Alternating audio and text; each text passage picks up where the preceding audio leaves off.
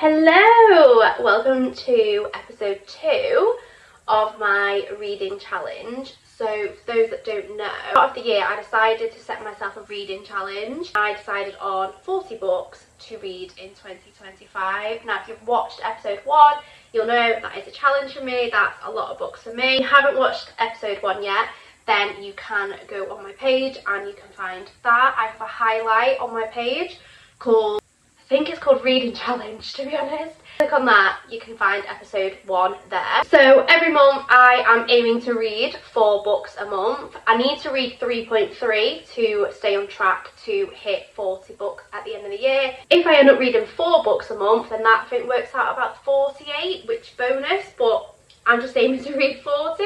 So 3.3 books a month is what I need. So this is my January wrap-up reel. It's going to be probably around 10-ish minutes, hopefully. So I want to crack on. The 4 books that I had to read in January were these ones. I didn't read them all, but I did read 3.3. I'm still on track for January, like I was on track in January. We're going to talk about these. I'm going to give you my review, my rating, and if I'd recommend you to read them or not. So the first one that I read, which one? I can't remember. It was one of these two that I read first.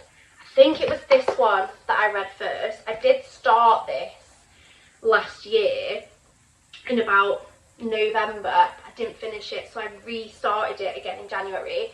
So we'll talk about this one first. So this is In 5 Years by Rebecca Searle. I think that's how you say her last name. So I gave this book a 3 stars. I liked it, but I had personal kind of issues with it. So I won't ramble on too much, but this first half of this book is so good. Now I actually can't even remember what the names are. Was it Danny?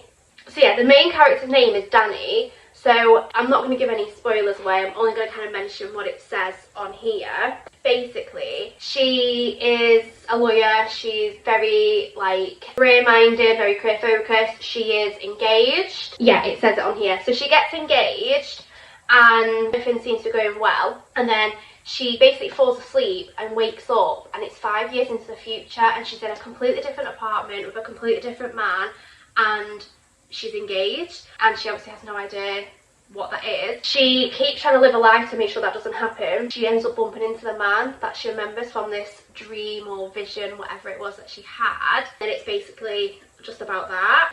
So the first half I was really enjoying. It was actually like a really good read. I did like it, and then halfway through something happened, and when I picked this book up originally, I thought it sounds like such like a nice, light-hearted read. There's no trigger warning on like the blurb bit. The only thing it says is this heartbreaking story of love, loss and life will have you questioning everything you thought you knew about destiny. And I'm just going to give you a trigger warning here. I don't really want to give away anything like too much, but all I'm going to say is, obviously it mentions loss, so you can imagine there's, you know, death involved. And given that I picked this up wanting a light-hearted read, it went into a lot of detail of someone dying. That's all I'm going to say. I don't want to give away spoilers, but I wanted to give you a bit of a trigger warning. So if you want to read it, I would definitely Google trigger warnings. The thing that happens in the middle that's very not light-hearted is a little bit too close to home for me. I cried for like the whole last half of this book. I think if it wasn't so close to home to me with like the situation that happens, then I probably would have really enjoyed this more and probably give it like a 4 stars. But given that I picked this up for a light-hearted read, it was definitely not that, so hence the 3 stars. I would recommend it, but like I say, please check the trigger warnings. So the second book that I read was Notes from a Dad Man by Ben Edge. Now, if you've not put 2 and 2 together, my last name is Edge. This is my husband's uncle. So, straight off the bat, might be biased, a 5-star read. Like, personally, I have to give it 5 stars. I couldn't give it any less, and I wouldn't want to, because I absolutely love Ben's writing. So, basically, this is a book of the ups and downs of parenting basically. And Ben does say in here, you're not going to learn anything from it, but he hopes he gives you a laugh at least, and that I did. I was reading out pages and pages and pages to my husband Callum, and I was just like, it's so relatable. So I bought this years and years ago. I've been with my husband now 7.5 years. I've probably been with him a couple of years, and I heard from his uncle that he'd wrote a book. And basically, Callum's uncle is so funny. Like, all the edges are really good with their words. And his uncle writes a lot of statuses about parenting and just general life. I have long statuses, but I always stay and read to the end because I just always find it funny. And this is basically loads of his like social media posts that he's wrote over the years put into a book. So when I first read this years ago, I wasn't pregnant, didn't have Lexi, my daughter, like I was just a young woman, no babies, no nothing, and I still found this really funny. I've now read it again since having my daughter. She's 2.5 now, and oh my god, I relate so much to some of the stuff in here that he says, and I'm just like, Ben, yes, like that is how I feel. But yeah, it is very humorous, it's very funny, it's a lot of anecdotes in it and things like that. It is just a really good read. I would recommend anyone to go and read it if you just want a little bit of a giggle, especially if you have young children. You will find this funny.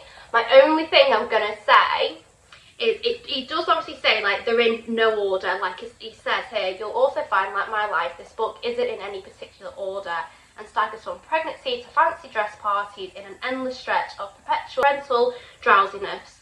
It wasn't written in one sitting, it's a random accumulation of months of ramblings written in the 40 seconds of spare time I enjoy a week. So he mentions it, so you expect that. The only thing I would say is I think it would read better overall if they were in order, but however, I still massively enjoy it. The next one was Eleanor Oliphant is Completely Fine by Gail Honeyman. This one, gave it 3 stars. I'm going to be honest, it's a little bit boring. I found it a little bit boring. So basically, it's about Eleanor Oliphant, and she's in her late 20s, early 30s, and she just lives a very boring, mundane life. It's very much the same. She likes her job, she likes her flat, she likes her life, but she's just not, she doesn't love it. There's like not a lot going on really. She just lives the same day in, day out. She reminds me of, if you've watched Big Bang Theory, she reminds me a little bit of Sheldon Cooper or Amy Farrah Fowler in like the early seasons when they're very robotic. She basically lives her life the same every single day. It's not really much information that it gives you, apart from she leads a very simple life. And there's something basically that gets revealed quite early on. Again, I don't want to give any spoilers away, but just things that had happened in her life. And the whole book is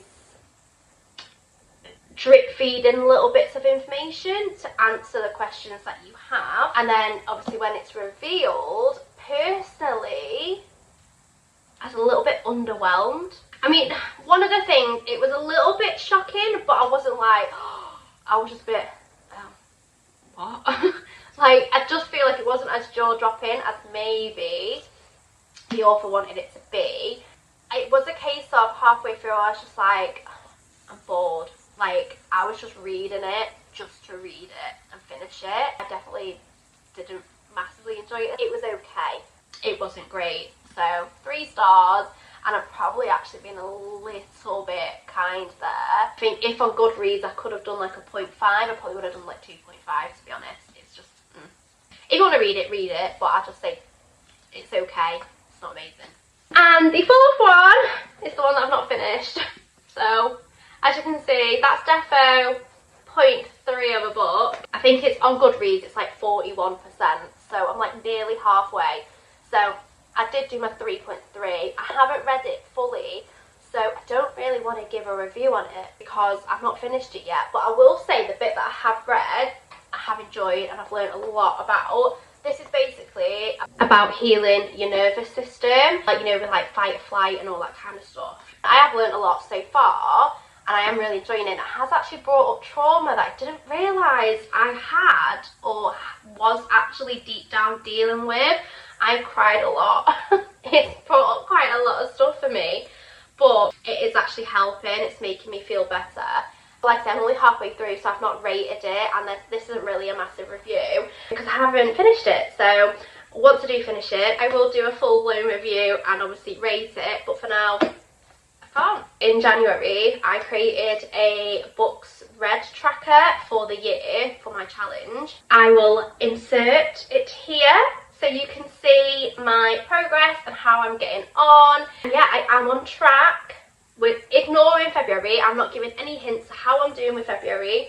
If you see my stories, you'll probably know, but yeah, I'm not giving any hints about February. But in regards to January, I am on track. I did my 3.3 books, so it's okay. I will be doing my next video in a couple of weeks where we'll be picking March's reads from my TBR jar. So until then, I hope you have a great day and thanks for watching.